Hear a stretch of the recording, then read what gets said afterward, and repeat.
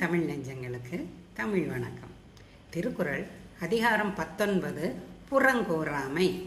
குறள் 4. கண்ணின்று கண்ணறச் சொல்லினும் சொல்லற்க முன்னின்று பின்னோக்கா சொல். நேருக்கு நேராக ஒருவரது குறைகளை கடுமையாக சொன்னாலும் சொல்லலாம். ஆனால் பின் விளைவுகளை எண்ணி பார்க்காமல் நேரில் இல்லாத ஒருவரை பற்றி குறை கூறுவது தவறு.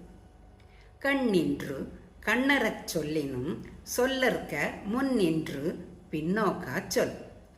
Though you speak without kindness before another's face, it is better not to speak bad words in his absence without thinking about the consequences.